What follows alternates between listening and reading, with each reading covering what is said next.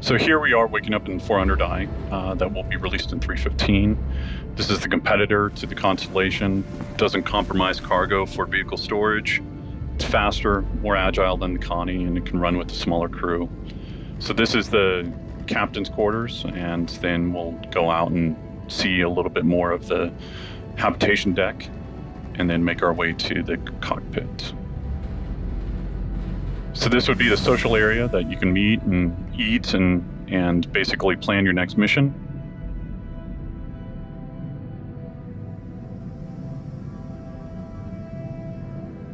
And then from here, we'll go to the cockpit.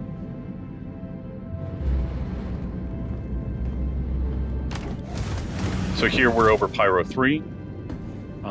We've come here for a mission to acquire an artifact. And you'll be making your way down to a trading post. So wanted to just give you a quick overview, and then we can start talking about the planet. Yeah, Pyro 3 is just a terrestrial planet. It has a very thin, breathable atmosphere, but it's still pretty inhospitable, very cold. As you can see, some of those lightning strikes in the clouds, but yeah, very, very pretty looking. So this is the first time we're actually seeing clouds above a terrestrial planet. You know, we went through quite a few iterations of forms. What we ultimately ended upon was something that felt quite dramatic, still believable in terms of how the wind would have shaped them. But yeah, it's showcasing a lot of the more recent tech that came online. Also, what we're seeing here is like some kind of distant thunder strikes. And what this is, it's kind of like a prelude to, future weather features that will be coming on board, and how this will tie into, storms and ship handling, due to the turbulence. And it's great seeing the, the rain hit the canopy glass here, when you go through these cloud banks. Also, as part of the process of shaping, one of the things we really wanted to do is create these kind of like these pockets in between the clouds. So you're in these cavities, so as you're flying through, you get a glimpse of the terrain beneath you. But it feels really quite exhilarating, to fly through. Also, as well, it's showcasing a lot of the more recent tech coming on board as well. So, it's a lot of optimizations been going on. So it's way more performant than previously it was. Also, like the level of artifacting that we're seeing here is substantially reduced, certainly on higher spec machines. It also gives you a great sense of parallax when you fly through these cloud sandwiches. A cloud sandwich? Yes, that's what it feels like. It feels like you're the meat or the cheese of a cloud sandwich. The cheese of a cloud sandwich. So as we get out of the cheese, another really big feature that was important for me was, terrain shadowing and terrain occlusion from the clouds. So you're actually seeing, these large areas of occlusion cast onto the terrain. It just adds that depth. It just adds that believability to what we're seeing in the frame. And when you see like these dark overcast clouds and they're hovering above the mountains, it finally completes the frame. Especially when you see these distant rumbles of thunder in the distance. So James Cameron, who's doing the run through, yes, that is his name. He will be taking us down to the Outpost. The goal for us is to basically make 50 of these, whether they're inhabited or derelicts or even basically inhabited by a farmer or inhabited by a gang. So the goal is to have these act as different factions, and so that you can develop different rep associated with them, and you can start seeing how big these outposts stretch to with the comms tower that's behind us, and then even some of the AA turrets that you'll actually see up close and personal.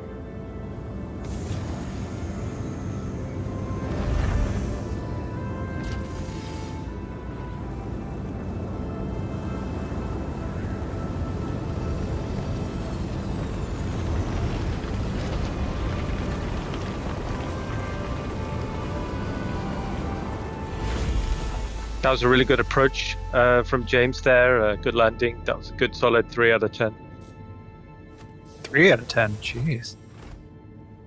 Ian's a tough grader. Yeah, I'd go 6 at least. No one's ever got a 6. Gotta watch me land, man. So here we'll go down to the technical deck.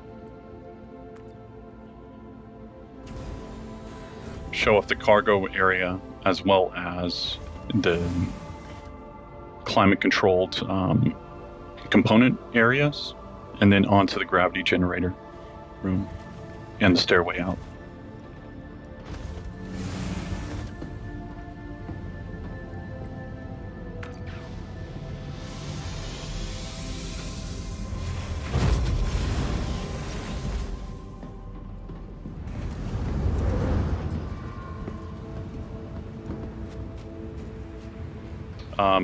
So you'll be able to learn more about the ship in one of the later panels that we have with Ben, Paul, and John.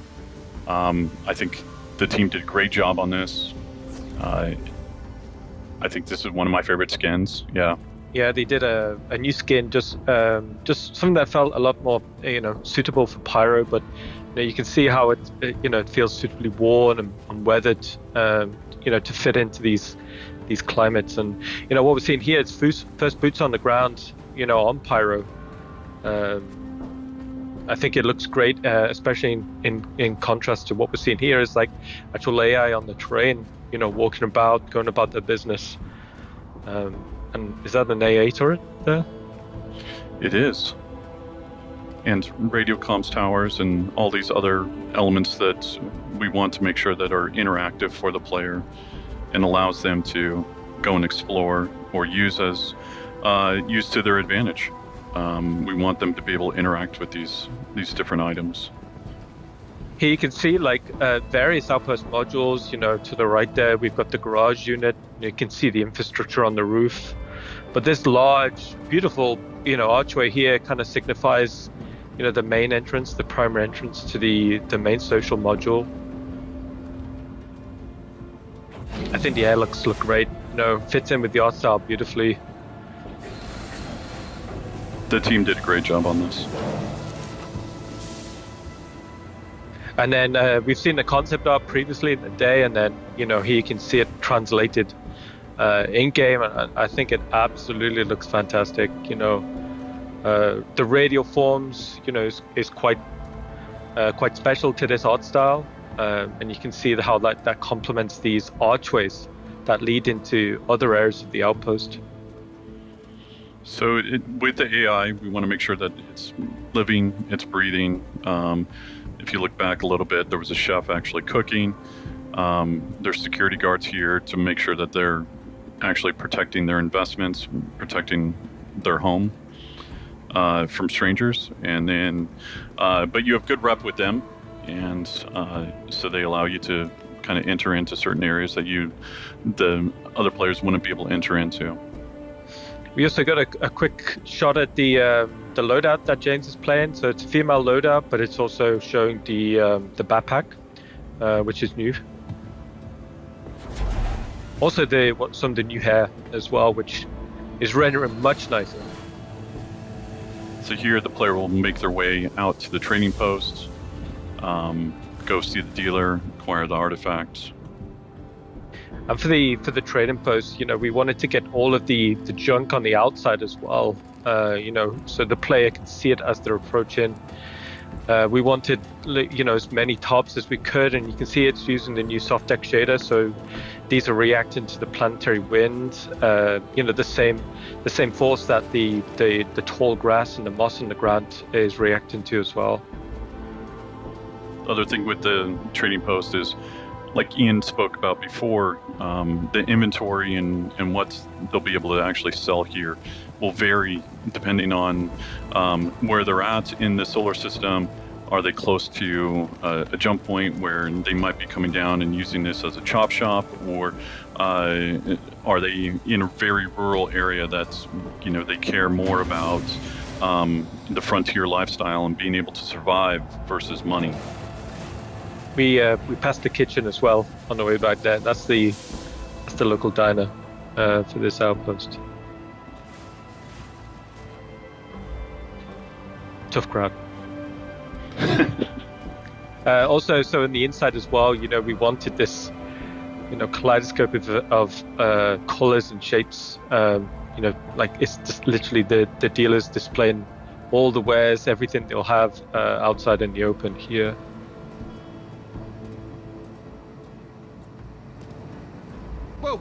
Welcome. Take a look. I'm sure I have what you want, and if not, I'll have something just as good.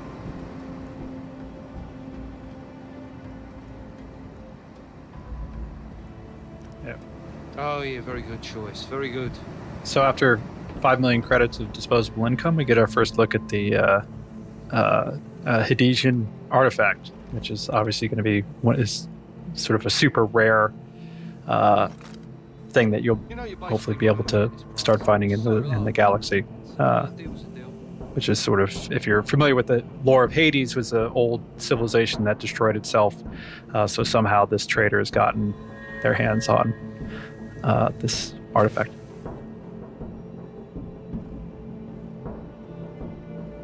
So here we're showing one way of actually playing through this area. It really depends on your standings within the gang and how they want to deal with you.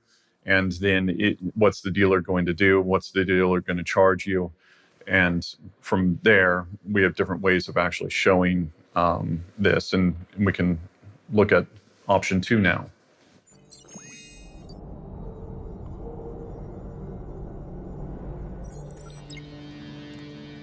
So here we're going to run it back a little bit and show off a different way of entering into the trading post. This is a little bit more straightforward versus in demo 1 we took a side route through the social area. So yeah, this is just some additional warehouse space that the trading post would have, and you can see it will lead directly onto this courtyard. And for the keen-eyed people, you'd see that the barbecue's still not being eaten yet. The grill master would be fired. Yeah. Still full of wieners.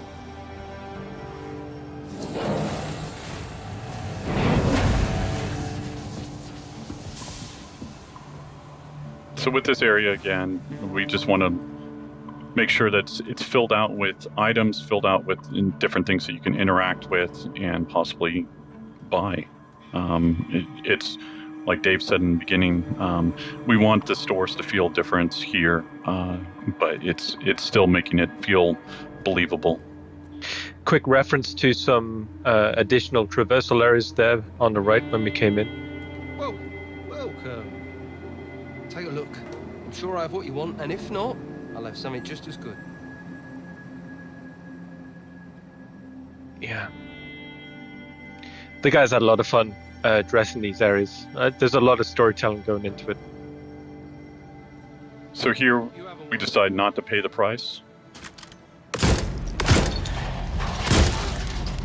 And we don't mind losing reputation with the faction, and decide that we're going to take the artifacts through betrayal. Just take it. Straight into the backpack. So here we've got different routes for the players to enjoy and to use to flank and also navigate around. So each area will have different secondary and tertiary routes of navigation. James was really just trying to scare him there versus actually kill him. That was intentional. Good shot, James. You could also, if you notice real quick, there was the civilians are actually cowering as opposed to fighting, which is kind of, you'll see another coming up. But it's super cool. So again, here the player will have the choice, do they actually want to interact with the civilians, or, does their conscience get better of them? I think James made the right choice there. He was nice, yeah. One of the things when we was playtesting this a lot is when you see the enemy AI kind of fanning out across the terrain like that. It's fantastic to see. It feels really great. Just seeing the base start to wake up to you and actually trying to exfiltrate. Also, I know it's under combat stress, but that yellow grass just looks fantastic.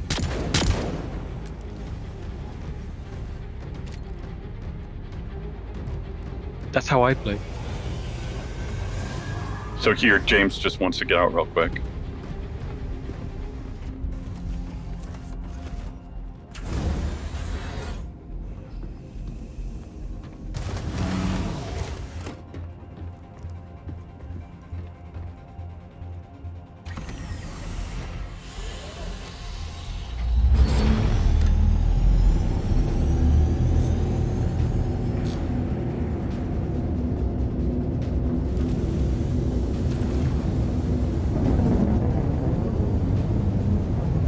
So as we slightly hinted to in the first walkthrough, this is where the AA turrets will come alive, and basically, if you're not fast enough, as James isn't, with your countermeasures, then they'll take you down.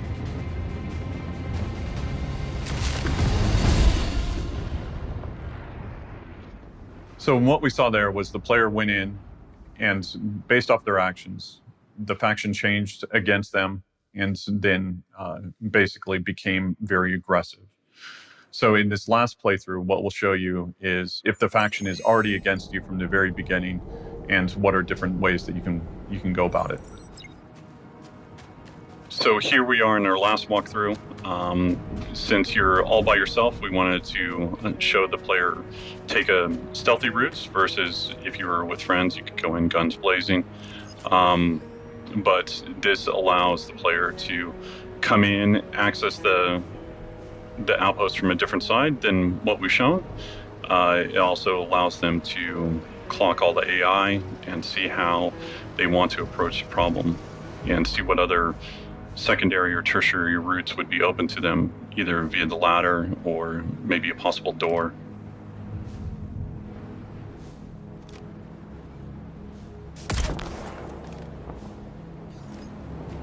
Good night. That was a great shot. Also, one thing we did as well, as Todd said, we changed the time of day. The wind is slightly stronger, so you'll see the gorgeous yellow grass blowing just a little bit more intense than before. Also, what we're seeing here is like something to imply at the frontier living. Maybe they're growing crops or vegetables out here, but it also gives a kind of like a soft cover approach to the perimeter of the base. Nice. Also, with it being a different time of day, this allows us to show off the AI having their 24-hour schedules so that they can be in different areas when you approach it. So if you approach it at night or you approach it during the morning, they'll be doing different things, whatever is valid for their schedule.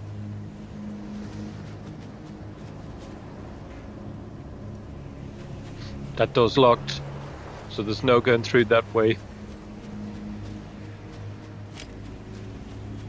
But what James does actually see here as he's scouting out the next AI is, just checking the roofline. But as I said previously, we wanted as many kind of like views in to the base as possible. Just so the player can continue to keep context of what's inside. But also when you're inside, it allows the player to have context of where they're at within the actual outpost. And that was a great shot. The AI fell beautifully on the already called out beautiful yellow grass and moss. Also, as James is looking back, what he's doing is actually making a mental map of possible routes, possible advanced traversal routes on top of the outpost.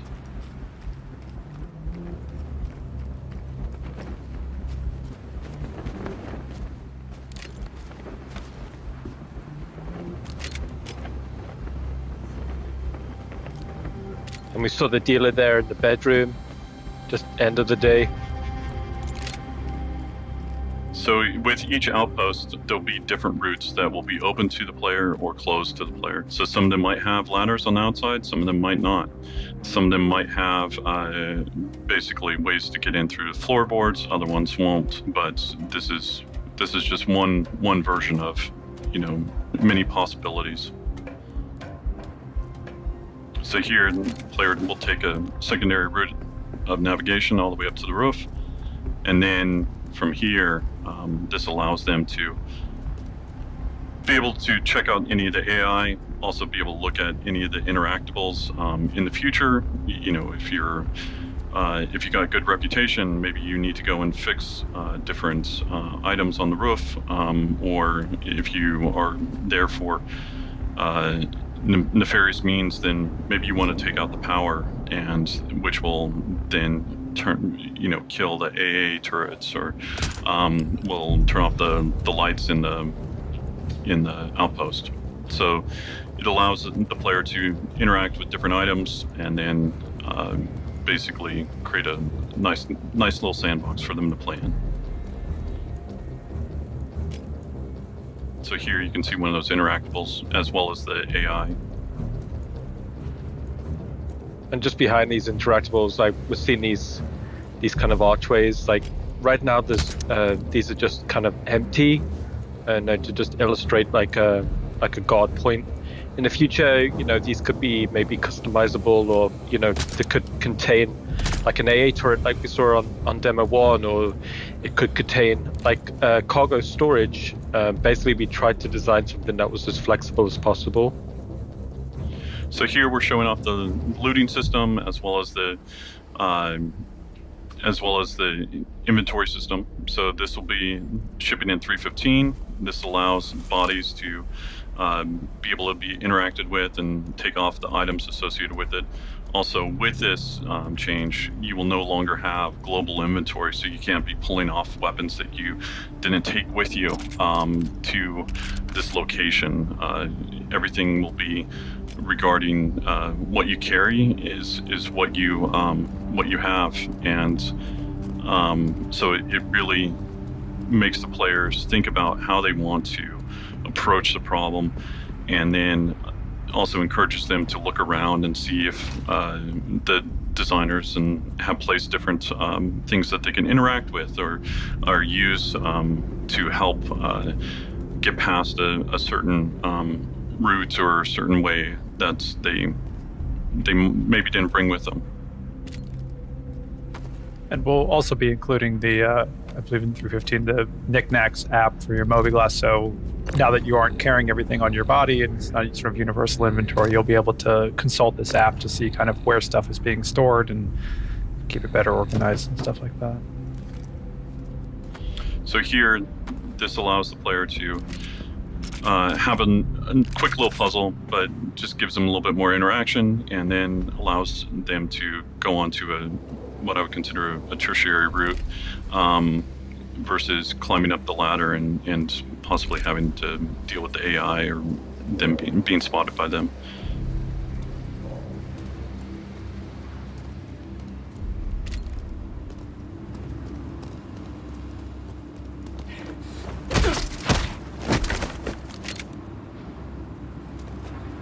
Also, I think the team did a great job on the planet as well as the outpost. These are really fun to play and sneak around in, and allows for many possible ways of attacking the same problem. What we're seeing here is like James is actually getting up onto through one of these like rooftop storage modules, and it's given like the highest point in the base. So from here, you can actually make probably the most informed decisions on how to approach the next problem. We're seeing this guard routine here, and then ultimately throwing an item to distract the guard.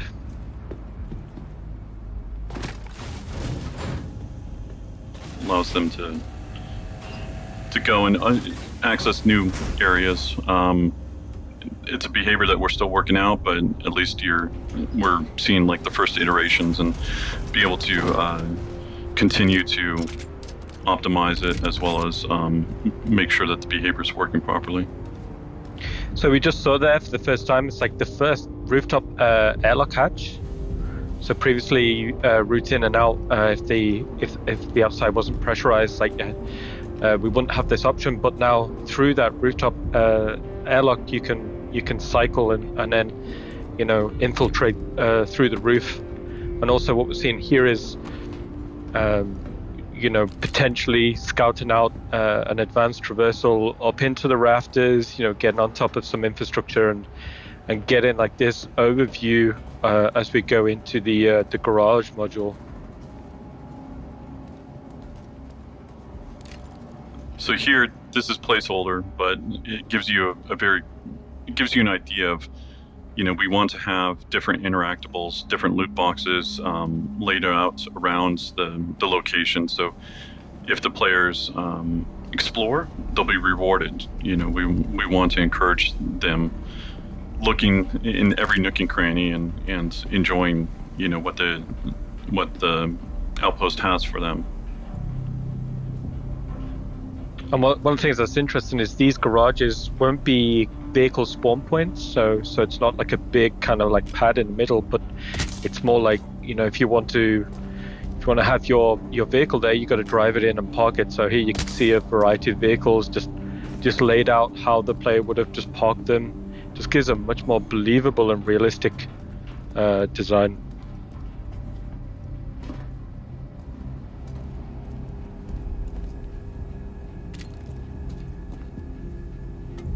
So again, we're just encouraging different navigation, different routes for the player to go and see. Over to the left, back there was a possible way of going into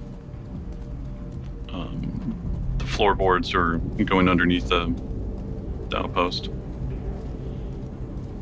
Again, those will be opened up or closed off based off of just how we want to build the outpost. Not every one will be built the same. Our philosophy for these are to make sure that each one of them feels unique, and this is just one way of us customizing it and making each one feel different. And so the player won't always be used to the same route. So here, again, we're using the inventory system. We allow the players to go in, and if you take out a certain AI, they might have different tools or different notes or different items that you'll need in order to solve your mission. Interestingly, when we was designing these spaces, we knew we wanted these internal airlocks. But we knew we needed some sort of like view, like porthole on them, just so before you commit through, before you cycle, you can just double check to see if there's any bad guys on the other side. So we got some ragdoll bugs. I guess it wouldn't be a CitizenCon without any sort of issues or bugs.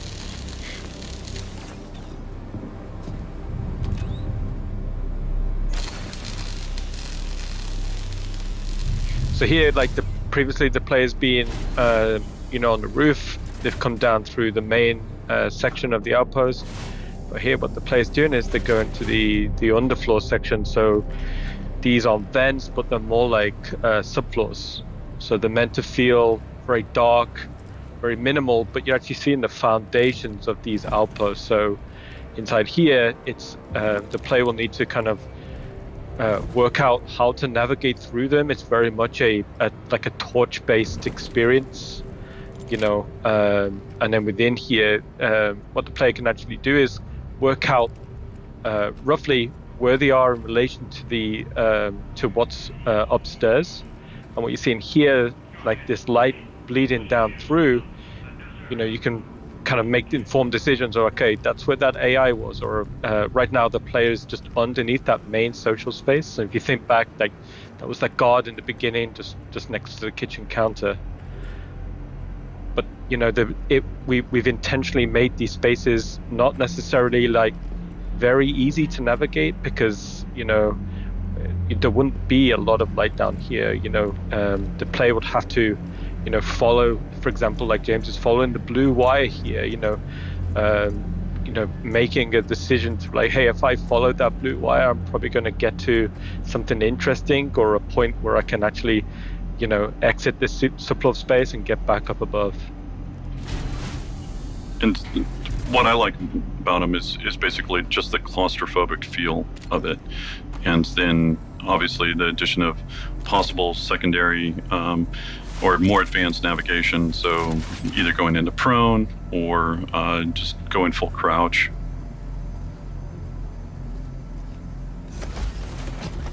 So here we come out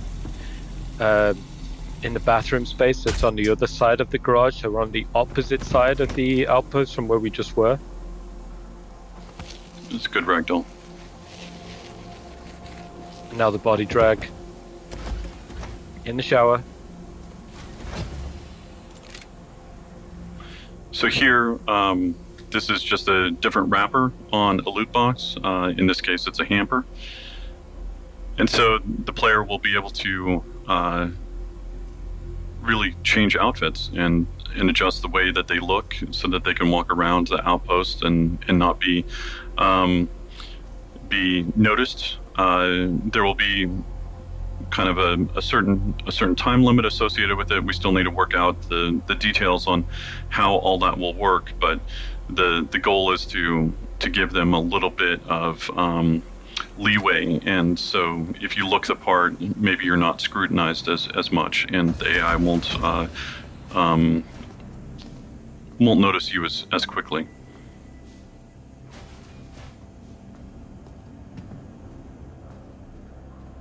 So here we can see back into the social space, but this time on the other side. And then this door will lead directly into the habitation room that we saw previously on the outside. Speaking of fun ragdoll physics. That was a great one. So here, the player decided to take the dealer out instead of actually figuring out how they could open up the safe. So they're going to have to look around the room. They're going to have to interact with the body and possibly see, is there a way for them to actually open it? In other cases, maybe the safe will be hackable in the future, and in some cases it won't be. And then you'll need to figure out a different way of actually opening it.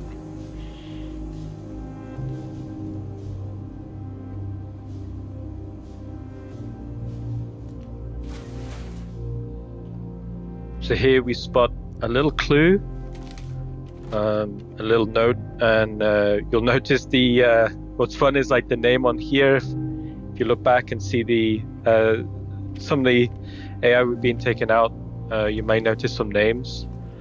So here's the clue for the player. But one of the coolest things for me here is the player is holding an item with the clue, and while holding the item, they can seamlessly interact with another item to solve a puzzle. That's awesome. And then here we got a little bug. The player was able to acquire the artifact, and then we'll be able to do whatever they want with it, either sell it or be able to use it somehow in a future mission. One of the things that's